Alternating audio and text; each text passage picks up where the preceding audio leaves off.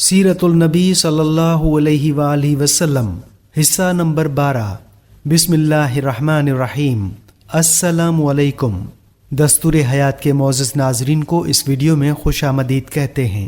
اس video میں آپ ملاحظہ فرمائیں گے غزوہ بدر کے بعد آپ صلی اللہ علیہ وآلہ وسلم کا یہودیوں سے جہاد اور حضرت علی رضی اللہ تعالیٰ عنہ اور حضرت فاطمہ رضی اللہ تعالیٰ عنہا کا نکاح۔ تو چلتے ہیں ویڈیو کی جانب۔ حضور صلی اللہ علیہ وآلہ وسلم نے فتح کی خبر مدینہ منورہ بھیج دی۔ مدینہ منورہ میں فتح کی خبر حضرت زید بن حارثہ رضی اللہ تعالیٰ عنہ لائے تھے۔ انہوں نے یہ خوشخبری بلند آواز میں یوں سنائی: اے گروہ انصار، تمہیں خوشخبری ہو، رسول اللہ صلی اللہ علیہ وآلہ وسلم کی سلامتی اور مشرکوں کے قتل اور گرفتاری کی۔ قریشی سرداروں میں سے فلاں فلاں قتل اور فلاں فلاں گرفتار ہو گئے۔ ان کے منہ سے یہ خوشخبری سن کر اللہ کا دشمن کعب بن اشرف یہودی طیش میں آ گیا اور انہیں جھٹلانے لگا۔ ساتھ ہی اس نے کہا، اگر محمد صلی اللہ علیہ وآلہ وسلم نے ان بڑے بڑے سورماؤں کو مار ڈالا ہے تو زمین کی پشت پر رہنے سے زمین کے اندر رہنا بہتر ہے، یعنی زندگی سے موت بہتر ہے۔ فتح کی یہ خبر وہاں اس وقت پہنچی جب مدینہ منورہ میں حضور صلی اللہ علیہ وآلہ وسلم کی صاحبزادی وفات پا چکی تھی اور ان کے شوہر حضرت عثمان رضی اللہ تعالیٰ عنہ اور وہاں موجود صحابہ کرام ان کو دفن کر کے قبر کی مٹی برابر کر رہے تھے۔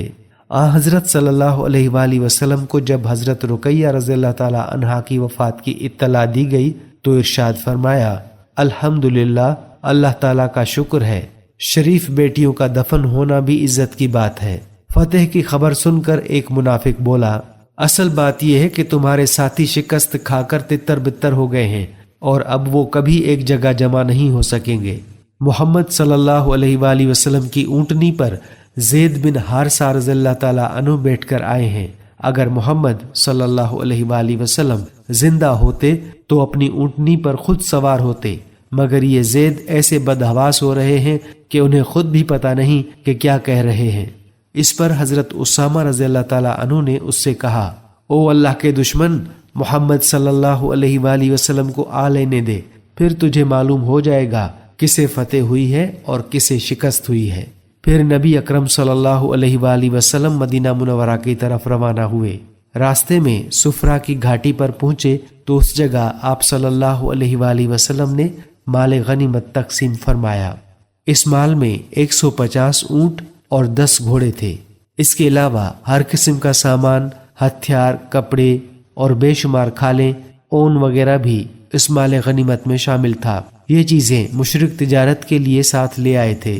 اس موقع پر آپ صلی اللہ علیہ وآلہ وسلم نے اعلان فرمایا، جس شخص نے کسی مشرک کو قتل کیا اس مشرک کا سامان اسی کو ملے گا، اور جس نے کسی مشرک کو گرفتار کیا وہ اس کا قیدی ہوگا۔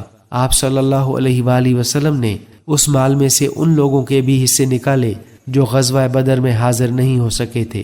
یہ وہ لوگ تھے جنہیں خود حضرت صلی اللہ علیہ وآلہ وسلم نے کسی وجہ سے جنگ میں حصہ لینے سے منع کر دیا تھا، جیسا کہ حضرت عثمان رضی اللہ تعالیٰ عنہ کو جنگ میں حصہ لینے سے روک دیا گیا تھا، کیونکہ حضرت رقیہ رضی اللہ تعالیٰ عنہا بہت بیمار تھیں اور خود حضرت عثمان رضی اللہ تعالیٰ عنہ کو بھی ان دنوں چیچک نکلی ہوئی تھی۔ اس لیے آپ صلی اللہ علیہ وآلہ وسلم نے حضرت عثمان رضی اللہ تعالیٰ عنہ کو اصحاب بدر میں شمار فرمایا۔ اسی طرح حضرت ابو لبابہ رضی اللہ تعالیٰ عنہ تھے، انہیں خود آپ صلی اللہ علیہ وآلہ وسلم نے مدینہ والوں کے پاس بطور محافظ چھوڑا تھا، اور حضرت عاصم بن عدی رضی اللہ تعالیٰ عنہ کو آپ صلی اللہ علیہ وآلہ وسلم نے قباء اور عالیہ والوں کے پاس چھوڑا تھا۔ اسی طرح حضور صلی اللہ علیہ وآلہ وسلم نے ان لوگوں کا بھی حصہ نکالا جنہیں جاسوسی کی غرض سے بھیجا گیا تھا تاکہ وہ دشمن کی خبریں لائیں۔ یہ لوگ اس وقت واپس لوٹے تھے جب جنگ ختم ہو چکی تھی۔ اسی مقام پر آپ صلی اللہ علیہ وآلہ وسلم نے قریش کے قیدیوں میں سے نضر بن حارث کو قتل کرنے کا حکم فرمایا۔ یہ شخص قرآن کریم اور حضرت صلی اللہ علیہ وآلہ وسلم کے بارے میں بہت سخت الفاظ استعمال کرتا تھا۔ اسی طرح کچھ آگے چل کر آپ نے عتبہ بن ابی معیط کے قتل کا حکم فرمایا۔ یہ بھی بہت فتنہ پرور تھا۔ اس نے ایک بار آپ صلی اللہ علیہ وآلہ وسلم کے چہرہ انور پر تھوکنے کی کوشش بھی کی تھی، اور ایک بار حضور صلی اللہ علیہ وآلہ وسلم کو نماز میں سجدے کی حالت میں دیکھ کر اس نے آپ صلی اللہ علیہ وآلہ وسلم کی گردن پر اونٹ کی اوجری لا کر رکھ دی تھی۔ حضور صلی اللہ علیہ وآلہ وسلم نے اس سے ارشاد فرمایا تھا، مکے سے باہر میں جب بھی تجھ سے ملوں گا تو اس حالت میں ملوں گا کہ تلوار سے تیرا سر قلم کروں گا۔ اس کے بعد حضور صلی اللہ علیہ وآلہ وسلم آگے روانہ ہوئے اور پھر مدینہ منورہ کے قریب پہنچ گئے۔ یہاں لوگ مدینہ منورہ سے باہر نکل آئے تھے تاکہ حضور صلی اللہ علیہ وآلہ وسلم اور مسلمانوں کا استقبال کر سکیں اور فتح کی مبارکباد دے سکیں۔ پھر آپ صلی اللہ علیہ وآلہ وسلم مدینہ منورہ میں داخل ہوئے تو شہر کی بچیوں نے دف بجا کر استقبال کیا۔ وہ اس وقت یہ گیت گا رہی تھیں، ہمارے سامنے 14ویں کا چاند طلوع ہوا ہے، اس نعمت کے بدلے میں ہم پر ہمیشہ اللہ تعالیٰ کا شکر ادا کرنا واجب ہے۔ دوسری طرف مکہ معظمہ میں قریش کی شکست کی خبر پہنچی۔ خبر لانے والے نے پکار کر کہا، لوگوں، عتبہ اور شیبہ قتل ہو گئے، ابو جہل اور امیہ بھی قتل ہو گئے، اور قریش کے سرداروں میں سے فلاں فلاں بھی قتل ہو گئے، فلاں فلاں گرفتار کر لیے گئے۔ یہ خبر وحشت ناک تھی۔ خبر سن کر ابو لہب گھسٹتا ہوا باہر آیا۔ اسی وقت ابو سفیان بن حارث رضی اللہ تعالیٰ عنہ وہاں پہنچے۔ یہ حضور صلی اللہ علیہ وآلہ وسلم کے چچا زاد بھائی تھے، اس وقت مسلمان نہیں ہوئے تھے۔ یہ بدر میں مشرکین کی طرف سے شریک ہوئے تھے۔ ابو لہب نے انہیں دیکھتے ہی پوچھا، میرے نزدیک آؤ اور سناؤ کیا خبر ہے۔ ابو سفیان بن حارث رضی اللہ تعالیٰ عنہ نے جواب میں میدان جنگ کی جو کیفیت سنائی وہ یہ تھی، خدا کی قسم بس یوں سمجھ لو کہ جیسے ہی ہمارا دشمن سے ٹکراؤ ہوا ہم نے گویا اپنی گردنیں ان کے سامنے پیش کر دیں، اور انہوں نے جیسے چاہا ہمیں قتل کرنا شروع کر دیا، جیسے چاہا گرفتار کیا۔ پھر بھی میں قریش کو الزام نہیں دوں گا، کیونکہ ہمارا واسطہ جن لوگوں سے پڑا ہے وہ سفید رنگ کے تھے اور سیاہ اور سفید گھوڑوں پر سوار تھے۔ وہ زمین اور آسمان کے درمیان پھر رہے تھے۔ اللہ کی قسم ان کے سامنے کوئی چیز ٹھہرتی نہیں تھی۔ ابو رافع رضی اللہ تعالیٰ عنہ کہتے ہیں، یہ سنتے ہی میں نے کہا، تب تو خدا کی قسم وہ فرشتے تھے۔ میری بات سنتے ہی ابو لہب غصے میں آ گیا۔ اس نے پوری طاقت سے تھپڑ میرے منہ پر دے مارا، پھر مجھے اٹھا کر پٹک دیا اور میرے سینے پر چڑھ کر مجھے بے تحاشا مارنے لگا۔ وہاں میری مالکن یعنی ام فضل بھی موجود تھیں۔ انہوں نے ایک لکڑی کا پایا اٹھا کر اتنی زور سے ابو لہب کو مارا کہ اس کا سر پھٹ گیا۔ ساتھ ہی ام فضل نے سخت لہجے میں کہا، تو اسے اس لیے کمزور سمجھ کر مار رہا ہے کہ اس کا آقا یہاں موجود نہیں۔ اس طرح ابو لہب ذلیل ہو کر وہاں سے رخصت ہوا۔ جنگ بدر میں اس قدر ذلت آمیز شکست کے بعد ابو لہب 7 روز سے زیادہ زندہ نہ رہا، طاعون میں مبتلا ہو کر مر گیا۔ اسے دفن کرنے کی جرت بھی کوئی نہیں کر رہا تھا۔ آخر اسی حالت میں اس کی لاش سڑنے لگی، شدید بدبو پھیل گئی۔ تب اس کے بیٹوں نے ایک گڑھا کھودا اور لکڑی کے ذریعے اس کی لاش کو گڑھے میں دھکیل دیا، پھر دور ہی سے سنگ باری کر کے اس گڑھے کو پتھروں سے بھر دیا۔ اس شکست پر مکے کی عورتوں نے کئی ماہ تک اپنے قتل ہونے والوں کا سوگ منایا۔ اس جنگ میں اسود بن زمہ نامی کافر کی 3 اولادیں ہلاک ہوئی تھیں۔ یہ وہ شخص تھا کہ مکے میں جب حضور نبی کریم صلی اللہ علیہ وآلہ وسلم کو دیکھتا تھا تو آپ صلی اللہ علیہ وآلہ وسلم کا مذاق اڑایا کرتا تھا اور کہتا تھا، لوگو تو دیکھو تمہارے سامنے روئے زمین کے بادشاہ پھر رہے ہیں جو کیسر و کسرا کے ملکوں کو فتح کریں گے۔ اس کی تکلیف دہ باتوں پر آپ صلی اللہ علیہ وآلہ وسلم نے اسے اندھا ہونے کی بد دعا دی تھی۔ اس بد دعا سے وہ اندھا ہو گیا تھا۔ بعض روایات میں آتا ہے کہ آپ صلی اللہ علیہ وآلہ وسلم نے اس کے اندھا ہونے اور اس کی اولاد کے ختم ہو جانے کی بد دعا فرمائی تھی۔ اللہ تعالیٰ نے آپ صلی اللہ علیہ وآلہ وسلم کی دعا قبول فرمائی، چنانچہ پہلے وہ اندھا ہوا، پھر اس کی اولاد غزوہ بدر میں ماری گئی۔ جنگ کے بعد آپ صلی اللہ علیہ وآلہ وسلم نے قیدیوں کے بارے میں مشورہ فرمایا۔ حضرت ابو بکر رضی اللہ تعالیٰ عنہ کا مشورہ یہ تھا کہ ان کو فدیہ لے کر رہا کر دیا جائے۔ حضرت عمر رضی اللہ تعالیٰ عنہ کی رائے یہ تھی کہ انہیں قتل کر دیا جائے۔ آپ صلی اللہ علیہ وآلہ وسلم نے بعض مصلحتوں کے تحت حضرت ابو بکر رضی اللہ تعالیٰ عنہ کا مشورہ پسند فرمایا اور ان لوگوں کی جان بخش کر دی، ان سے فدیہ لے کر انہیں رہا کر دیا۔ تاہم اس سلسلے میں اللہ تعالیٰ نے حضرت عمر رضی اللہ تعالیٰ عنہ کی رائے کو پسند کرتے ہوئے سورہ الانفال کی آیات 67 تا 70 نازل فرمائیں۔ ان آیات میں اللہ تعالیٰ نے واضح کیا کہ ان قیدیوں کو قتل کیا جانا چاہیے تھا۔ بدر کے قیدیوں میں حضور نبی کریم صلی اللہ علیہ وآلہ وسلم کی بیٹی حضرت زینب رضی اللہ تعالیٰ عنہا کے خاوند ابو العاص رضی اللہ تعالیٰ عنہ بھی تھے، جو اس وقت مسلمان نہیں ہوئے تھے۔ اس وقت حضرت زینب رضی اللہ تعالیٰ عنہا مکے میں تھیں۔ جب زینب رضی اللہ تعالیٰ عنہا کو معلوم ہوا کہ فدیہ لے کر رہا کرنے کا فیصلہ ہوا ہے تو انہوں نے شوہر کے فدیے میں اپنا ہار بھیج دیا۔ یہ ہار حضرت زینب رضی اللہ تعالیٰ عنہا کو ان کی والدہ حضرت خدیجہ رضی اللہ تعالیٰ عنہا نے ان کی شادی کے موقع پر دیا تھا۔ فدیے میں یہ ہار ابو العاص رضی اللہ تعالیٰ عنہ کا بھائی لے کر آیا تھا۔ اس نے ہار حضور صلی اللہ علیہ وآلہ وسلم کی خدمت میں پیش کیا۔ ہار کو دیکھ کر حضرت صلی اللہ علیہ وآلہ وسلم کی آنکھوں میں آنسو آ گئے۔ حضرت خدیجہ رضی اللہ تعالیٰ عنہا یاد آ گئیں۔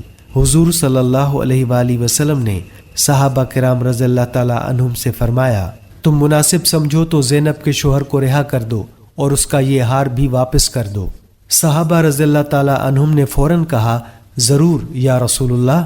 چنانچہ ابو العاص رضی اللہ تعالیٰ عنہ کو رہا کر دیا گیا اور حضرت زینب رضی اللہ تعالیٰ عنہا کا ہار لوٹا دیا گیا۔ البتہ آپ نے ابو العاص رضی اللہ تعالیٰ عنہ سے یہ وعدہ لیا تھا کہ مکہ جاتے ہی وہ زینب رضی اللہ تعالیٰ عنہا کو مدینہ بھیج دیں گے۔ انہوں نے وعدہ کر لیا۔ یہاں یہ بھی واضح رہے کہ حضرت زینب رضی اللہ تعالیٰ عنہا کی شادی ابو العاص رضی اللہ تعالیٰ عنہ سے اس وقت ہوئی تھی جب حضور صلی اللہ علیہ وآلہ وسلم نے اسلام کی دعوت شروع نہیں کی تھی۔ جب حضور صلی اللہ علیہ وآلہ وسلم نے اسلام کی دعوت شروع کی تو مشرکین نے ابو العاص رضی اللہ تعالیٰ عنہ پر زور دیا تھا کہ وہ حضرت زینب رضی اللہ تعالیٰ عنہ کو طلاق دے دیں، لیکن انہوں نے ایسا کرنے سے انکار کر دیا تھا۔ البتہ ابو لہب کے دونوں بیٹوں نے حضور اکرم صلی اللہ علیہ وآلہ وسلم کی بیٹیوں حضرت رقیہ رضی اللہ تعالیٰ عنہا اور حضرت کلثوم رضی اللہ تعالیٰ عنہا کو طلاق دے دی۔ ابھی ان کا صرف نکاح ہوا تھا اور رخصتی نہیں ہوئی تھی۔ جب نبی کریم صلی اللہ علیہ وآلہ وسلم کو معلوم ہوا تھا کہ ابو العاص رضی اللہ تعالیٰ عنہ نے مشرکوں کا مطالبہ ماننے سے انکار کر دیا ہے تو حضور اکرم صلی اللہ علیہ وآلہ وسلم نے ان کے حق میں دعا فرمائی تھی۔ ابو العاص رضی اللہ تعالیٰ عنہ غزوہ بدر کے کچھ عرصے بعد مسلمان ہو گئے تھے۔ حضرت زینب رضی اللہ تعالیٰ عنہا کو لانے کے لیے مدینہ منورہ سے حضرت زید بن حارثہ رضی اللہ تعالیٰ عنہ کو بھیجا گیا۔ ابو العاص رضی اللہ تعالیٰ عنہ نے وعدے کے مطابق انہیں ان کے ساتھ بھیج دیا۔ اس وقت تک حجاب کا حکم نازل نہ ہوا تھا۔ اس طرح وہ مدینہ آ گئیں۔ راستے میں کافروں نے رکاوٹ بننے کی کوشش کی تھی، لیکن ابو العاص کے بھائی ان کے راستے میں آ گئے اور مشرک ناکام رہے۔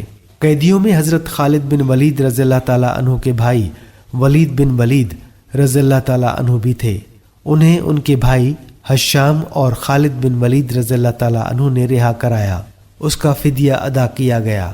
جب وہ انہیں لے کر مکہ پہنچے تو وہاں انہوں نے اسلام قبول کر لیا۔ اس پر ان کے بڑے بھائی بہت بگڑے۔ انہوں نے کہا، اگر تم نے مسلمان ہونے کا ارادہ کر لیا تھا تو وہیں مدینے میں کیوں مسلمان نہیں ہو گئے؟ بھائیوں کی بات کے جواب میں حضرت ولید بن ولید رضی اللہ تعالیٰ عنہ بولے، میں نے سوچا اگر میں مدینہ منورہ میں مسلمان ہو گیا تو لوگ کہیں گے میں قید سے گھبرا کر مسلمان ہو گیا ہوں۔ اب انہوں نے مدینہ منورہ ہجرت کا ارادہ کیا تو ان کے بھائیوں نے انہیں قید کر دیا۔ حضور اکرم صلی اللہ علیہ وآلہ وسلم کو یہ بات معلوم ہوئی تو ان کے لیے قنوت نازلہ میں رہائی کی دعا فرمانے لگے۔ آخر ایک دن ولید بن ولید رضی اللہ تعالیٰ عنہ مکے سے نکل بھاگنے میں کامیاب ہو گئے اور آپ صلی اللہ علیہ وآلہ وسلم کے پاس مدینہ منورہ پہنچ گئے۔ ایسے ہی ایک قیدی حضرت وہب بن عمیر رضی اللہ تعالیٰ عنہ جو بعد میں اسلام لائے، انہوں نے بھی غزوہ بدر میں مسلمانوں سے جنگ کی تھی اور کافروں کو شکست کے بعد قیدی بنا لیے گئے تھے۔ وہب بن عمیر رضی اللہ تعالیٰ عنہ کے والد کا نام عمیر رضی اللہ تعالیٰ عنہ تھا۔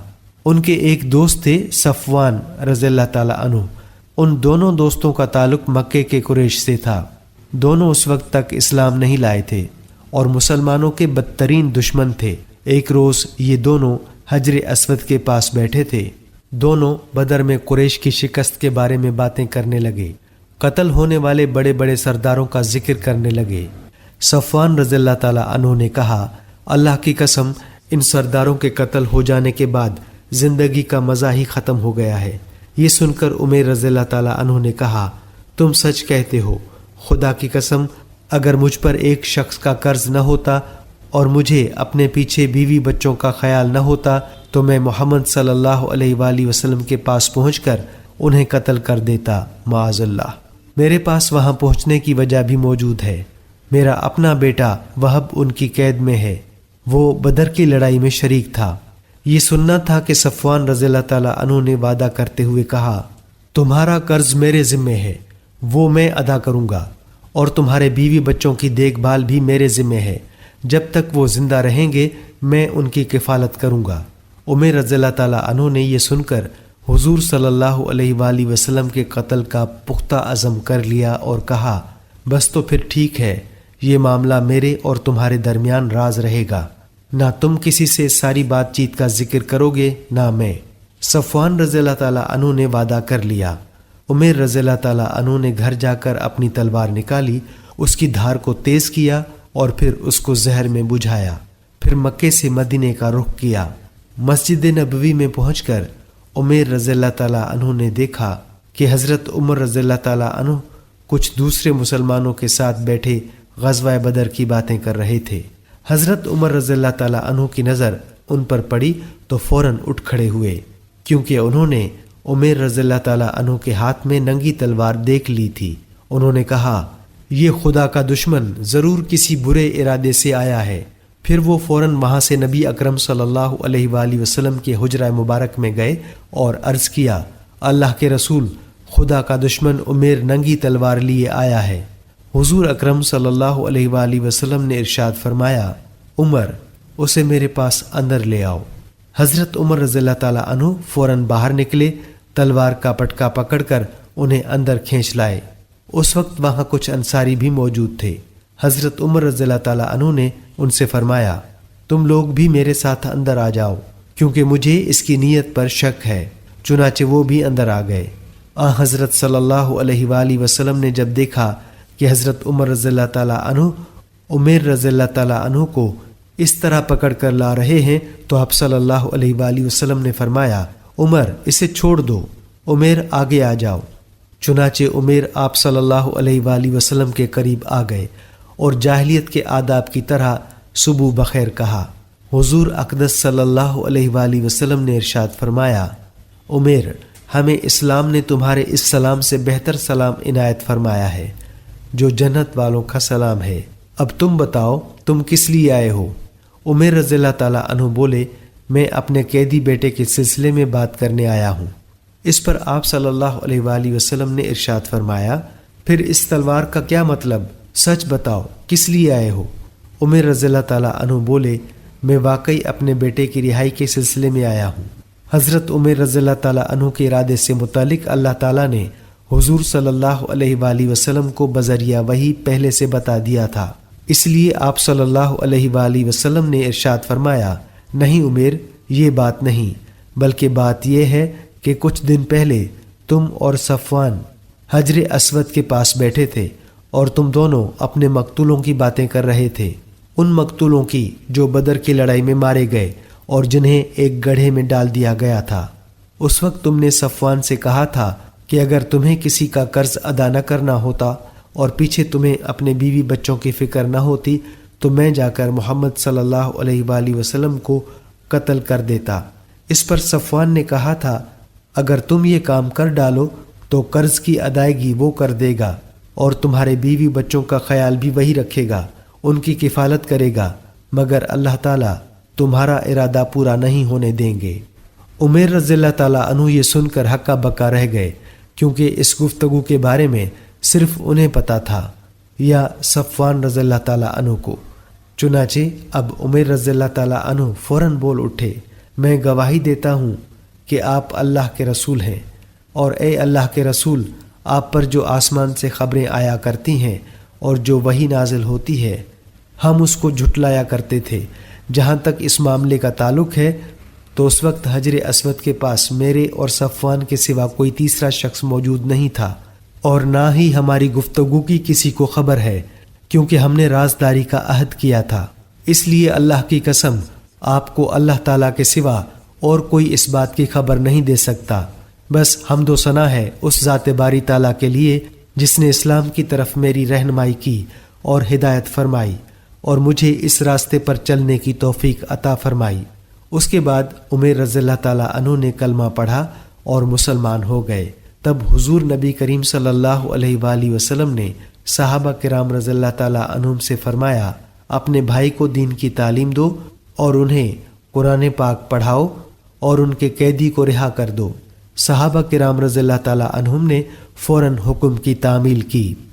اب حضرت عمر رضی اللہ تعالیٰ عنہ نے عرض کیا، اے اللہ کے رسول، میں ہر وقت اس کوشش میں لگا رہتا تھا کہ اللہ کے اس نور کو بجھا دوں، اور جو لوگ اللہ کے دین کو قبول کر چکے ہیں انہیں خوب تکالیف پہنچایا کرتا تھا۔ اب میری آپ سے درخواست ہے کہ آپ مجھے مکہ جانے کی اجازت دیں تاکہ وہاں کے لوگوں کو اللہ کی طرف بلاؤں اور اسلام کی دعوت دوں۔ ممکن ہے اللہ تعالیٰ انہیں ہدایت عطا فرما دے۔ حضور اکرم صلی اللہ علیہ وآلہ وسلم نے انہیں مکہ جانے کی اجازت دے دی، چنانچہ یہ واپس مکہ گئے۔ ان کی تبلیغ سے ان کے بیٹے وہب رضی اللہ تعالیٰ عنہ بھی مسلمان ہو گئے۔ جب حضرت صفوان رضی اللہ تعالیٰ عنہ کو یہ اطلاع ملی کہ عمر رضی اللہ تعالیٰ عنہ مسلمان ہو گئے ہیں تو وہ بھونج کر رہ گئے اور قسم کھائی کہ اب کبھی عمر رضی اللہ تعالیٰ عنہ سے نہیں بولیں گے۔ اپنے گھر والوں کو دین کی دعوت دینے کے بعد عمر رضی اللہ تعالیٰ عنہ صفوان کے پاس آئے اور پکار کر کہا، اے صفوان، تم ہمارے سرداروں میں سے ایک سردار ہو۔ تمہیں معلوم ہے کہ ہم پتھروں کو پوجتے رہے ہیں اور ان کے نام پر قربانیاں دیتے رہے ہیں، بھلا یہ بھی کوئی دین ہوا؟ میں گواہی دیتا ہوں کہ اللہ تعالیٰ کے سوا کوئی معبود نہیں، اور یہ کہ محمد صلی اللہ علیہ وآلہ وسلم اللہ کے رسول ہیں۔ ان کی بات سن کر صفوان رضی اللہ تعالیٰ عنہ نے کوئی جواب نہ دیا۔ بعد میں فتح مکہ کے موقع پر عمر رضی اللہ تعالیٰ عنہ نے ان کے لیے امان طلب کی تھی اور پھر یہ بھی ایمان لے آئے تھے۔ ان کے اسلام لانے کا قصہ فتح مکہ کے موقع پر تفصیل سے آئے گا انشاءاللہ۔ اسی طرح ان قیدیوں میں نبی اکرم صلی اللہ علیہ وآلہ وسلم کے چچا حضرت عباس رضی اللہ تعالیٰ عنہ بھی تھے۔ صحابہ کرام نے انہیں بہت سختی سے باندھ رکھا تھا، رسی کی سختی انہیں تکلیف دے رہی تھی اور وہ کراہ رہے تھے۔ ان کی اس تکلیف کی وجہ سے حضور اکرم صلی اللہ علیہ وآلہ وسلم بھی تمام رات بے چین رہے۔ جب صحابہ کرام رضی اللہ تعالیٰ عنہم کو معلوم ہوا کہ حضور اکرم صلی اللہ علیہ وآلہ وسلم اس وجہ سے بے چین ہیں تو فوراً حضرت عباس رضی اللہ تعالیٰ عنہ کی رسیاں ڈھیلی کر دیں۔ یہی نہیں، باقی تمام قیدیوں کی رسیاں بھی ڈھیلی کر دیں۔ پھر انہوں نے اپنا فدیہ ادا کیا اور رہا ہوئے۔ اسی موقع پر حضرت عباس رضی اللہ تعالیٰ عنہ مسلمان ہو گئے تھے، مگر انہوں نے مکہ والوں سے اپنا مسلمان ہونا پوشیدہ رکھا۔ قیدیوں میں ایک قیدی ابو عزاجم ہی بھی تھا۔ اس نے حضور نبی کریم صلی اللہ علیہ وآلہ وسلم سے التجا کی، اے اللہ کے رسول، میں بال بچوں والا آدمی ہوں اور خود بہت ضرورت مند ہوں، میں فدیہ ادا نہیں کر سکتا، مجھ پر رحم فرمائیں۔ یہ شاعر تھا، مسلمانوں کے خلاف شعر لکھ لکھ کر آپ کو تکلیف پہنچایا کرتا تھا۔ اس کے باوجود آپ صلی اللہ علیہ وآلہ وسلم نے اس کی درخواست منظور فرمائی اور بغیر فدیے کے اسے رہا کر دیا۔ البتہ اس سے وعدہ لیا کہ آئندہ وہ مسلمانوں کے خلاف اشعار نہیں لکھے گا۔ اس نے وعدہ کر لیا، لیکن رہا ہونے کے بعد جب یہ مکہ پہنچا تو اس نے پھر اپنا کام شروع کر دیا، مسلمانوں کے خلاف اشعار لکھنے لگا۔ یہ مکہ کے مشرکوں سے کہا کرتا تھا، میں نے محمد پر جادو کر دیا تھا، اس لیے انہوں نے مجھے بغیر فدیے کے رہا کر دیا۔ اگلے سال یہ شخص غزوہ احد کے موقع پر کافروں کے لشکر میں شامل ہوا اور اپنے اشعار سے کافروں کو جوش دلاتا رہا۔ اسی لڑائی میں یہ قتل ہوا۔ بدر کی فتح کی خبر شاہ حبشہ تک پہنچی تو وہ بہت خوش ہوئے۔ حضرت جعفر رضی اللہ تعالیٰ عنہ اور کچھ دوسرے مسلمان اس وقت تک حبشہ میں ہی تھے۔ شاہ حبشہ نے انہیں اپنے دربار میں بلا کر یہ خوشخبری سنائی۔ بدر کی لڑائی میں شریک ہونے والے صحابہ بدری صحابہ کہلائے، انہیں بہت فضیلت حاصل ہے۔ حضرت ابو ہریرہ رضی اللہ تعالیٰ عنہ سے روایت ہے کہ آن حضرت صلی اللہ علیہ وآلہ وسلم نے ارشاد فرمایا، اللہ تعالیٰ نے اصحاب بدر پر اپنا خاص فضل و کرم فرمایا ہے اور ان سے کہہ دیا ہے کہ جو چاہو کرو، میں تمہارے گناہ معاف کر چکا، یا یہ فرمایا کہ تمہارے لیے جنت واجب ہو چکی ہے۔ مطلب یہ کہ ان کے سابقہ گناہ تو معاف ہو ہی چکے ہیں، آئندہ بھی اگر ان سے کوئی گناہ ہوئے تو وہ بھی معاف ہیں۔ غزوہ بدر کے بعد آپ صلی اللہ علیہ وآلہ وسلم نے اپنی چھوٹی بیٹی حضرت فاطمہ رضی اللہ تعالی عنہا کی شادی حضرت علی رضی اللہ تعالی عنہ سے کر دی۔ شادی سے پہلے آپ صلی اللہ علیہ وآلہ وسلم نے حضرت فاطمہ سے پوچھا، بیٹی تمہارے چچا زاد بھائی علی رضی اللہ تعالی عنہ کی طرف سے تمہارا رشتہ آیا ہے، تم اس بارے میں کیا کہتی ہو؟ حضرت فاطمہ رضی اللہ تعالی عنہما خاموش رہیں، گویا انہوں نے کوئی اعتراض نہ کیا۔ تب حضور نبی اکرم صلی اللہ علیہ وآلہ وسلم نے حضرت علی رضی اللہ تعالی عنہ کو بلایا اور ان سے پوچھا، تمہارے پاس کیا کچھ ہے، یعنی شادی کے لیے کیا انتظام ہے؟ انہوں نے جواب دیا، میرے پاس صرف ایک گھوڑا اور ایک زرہ ہے۔ یہ سن کر آپ صلی اللہ علیہ وآلہ وسلم نے ارشاد فرمایا، گھوڑا تو تمہارے لیے ضروری ہے، البتہ تم زرہ کو فروخت کر دو۔ حضرت علی رضی اللہ تعالی عنہ نے وہ زرہ 480 درہم میں فروخت کر دی اور رقم لا کر آپ صلی اللہ علیہ وآلہ وسلم کی خدمت میں پیش کر دی۔ اس سلسلے میں ایک روایت یہ بھی ہے کہ جب حضرت عثمان رضی اللہ تعالی عنہ کو پتہ چلا کہ شادی کے سلسلے میں حضرت علی اپنی زرہ بیچ رہے ہیں تو انہوں نے فرمایا، یہ زرہ اسلام کے شہ سوار علی کی ہے، یہ ہرگز فروخت نہیں ہونی چاہیے۔ پھر انہوں نے حضرت علی رضی اللہ تعالی عنہ کے غلام کو بلایا اور انہیں 400 درہم دیتے ہوئے کہا، یہ درہم اس زرہ کے بدلے میں علی کو دے دیں۔ ساتھ ہی انہوں نے زرہ بھی واپس کر دی۔ بہرحال اس طرح شادی کا خرچہ پورا ہوا۔ حضور نبی اکرم صلی اللہ علیہ وآلہ وسلم نے حضرت علی رضی اللہ تعالی عنہ اور حضرت فاطمہ رضی اللہ تعالی عنہا کے نکاح کا خطبہ پڑھا۔ پھر آپ صلی اللہ علیہ وآلہ وسلم نے دونوں کے لیے دعا فرمائی۔ غزوہ بدر کے بعد غزوہ بنی قینقاع پیش آیا۔ یہ قینقاع یہودیوں کے ایک قبیلے کا نام تھا۔ یہودیوں میں یہ لوگ سب سے زیادہ جنگجو شمار ہوتے تھے۔ مدینہ منورہ میں آمد کے بعد نبی اکرم صلی اللہ علیہ وآلہ وسلم نے یہودیوں سے صلح کا معاہدہ فرمایا تھا۔ معاہدے میں طے ہوا تھا کہ یہ لوگ کبھی آپ صلی اللہ علیہ وآلہ وسلم کے مقابلے پر نہیں آئیں گے اور نہ آپ صلی اللہ علیہ وآلہ وسلم کے دشمنوں کو کوئی مدد دیں گے۔ جن لوگوں سے معاہدہ ہوا ان میں یہ 3 قبیلے شامل تھے، بنی قینقاع، بنی قریظہ اور بنی نذیر۔ معاہدے کی ایک شرط یہ تھی کہ اگر کوئی دشمن مسلمانوں پر حملہ کرے گا تو یہ تینوں قبیلے مسلمانوں کی پوری مدد کریں گے، ان کا ہر طرح ساتھ دیں گے، لیکن ان لوگوں نے معاہدے کی خلاف ورزی کی۔ انہوں نے ایک مسلمان عورت سے بدتمیزی کی۔ ان کی بدتمیزی کو پاس سے گزرتے ہوئے ایک صحابی نے دیکھ لیا۔ انہوں نے اس یہودی کو قتل کر دیا۔ یہ دیکھ کر محلے کے یہودیوں نے مل کر ان صحابی کو شہید کر دیا۔ اس خبر کے پھیلنے پر وہاں اور مسلمان جمع ہو گئے۔ حضور نبی کریم صلی اللہ علیہ وآلہ وسلم کو اس واقعے کی اطلاع ہوئی تو آپ نے یہودیوں کو جمع کر کے ان سے فرمایا، اے یہودیو، تم اللہ تعالیٰ کی طرف سے ایسی تباہی سے بچنے کی کوشش کرو جیسی بدر کے موقع پر قریش پر نازل ہوئی ہے، اس لیے تم مسلمان ہو جاؤ۔ تم جانتے ہو کہ میں اللہ کی طرف سے بھیجا ہوا رسول ہوں اور اس حقیقت کو تم اپنی کتاب میں درج پاتے ہو۔ اس پر یہودیوں نے کہا، اے محمد، آپ شاید یہ سمجھتے ہیں کہ ہم بھی آپ کی قوم کی طرح ہیں، اس دھوکے میں نہ رہیے گا، کیونکہ اب تک آپ کو ایسی قوموں سے سابقہ پڑا ہے جو جنگ اور اس کے طریقے نہیں جانتے، لہٰذا آپ نے انہیں آسانی سے زیر کر لیا۔ لیکن اگر آپ نے ہم سے جنگ کی تو خدا کی قسم آپ کو پتہ چل جائے گا کہ کیسے بہادروں سے پالا پڑا ہے۔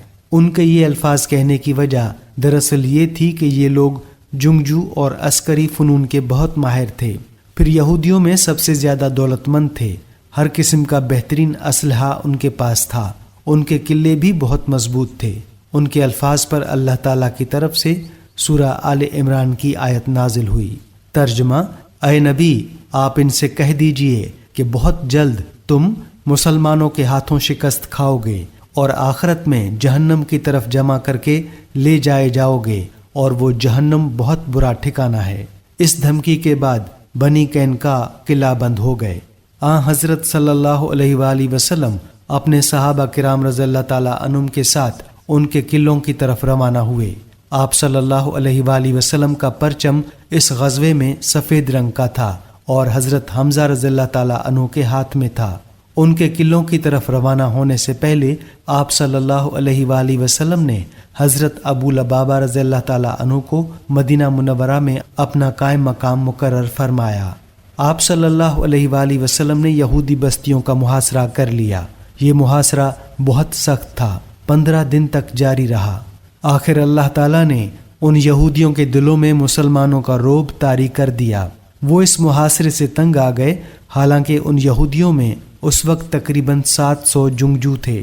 اب انہوں نے درخواست کی کہ ہم یہاں سے نکل کر جانے کے لیے تیار ہیں، شرط یہ ہے کہ انہیں نکل جانے کا راستہ دے دیا جائے، اس صورت میں وہ یہاں سے ہمیشہ کے لیے چلے جائیں گے۔ ساتھ ہی انہوں نے کہا کہ ہمارے ساتھ ہماری عورتیں اور بچوں کو بھی جانے دیا جائے، مال دولت اور ہتھیار وغیرہ وہ یہیں چھوڑ جائیں گے۔ حضور اکرم صلی اللہ علیہ وآلہ وسلم نے ان کی یہ بات منظور فرما لی، انہیں نکل جانے کا راستہ دے دیا۔ اس طرح مسلمانوں کے ہاتھ بے تحاشا مال غنیمت آیا۔ یہودیوں کو مدینہ منورہ سے نکل جانے کے لیے 3 دن کی مہلت دی گئی۔ یہ لوگ وہاں سے نکل کر ملک شام کی ایک بستی میں جا بسے۔ ایک روایت کے مطابق 1 سال بھی نہیں گزرا تھا کہ وہ سب کے سب ہلاک ہو گئے۔ یہ حضور نبی کریم صلی اللہ علیہ وآلہ وسلم کی بد دعا کا اثر تھا۔ غزوہ بنو قینقاع کے بعد چند چھوٹے چھوٹے غزوات اور ہوئے۔ کچھ دنوں بعد حضور اکرم صلی اللہ علیہ وآلہ وسلم نے حضرت زینب بنت خزیمہ رضی اللہ تعالی عنہا سے اور پھر حضرت زینب بنت جہش رضی اللہ تعالی عنہا سے نکاح فرمایا۔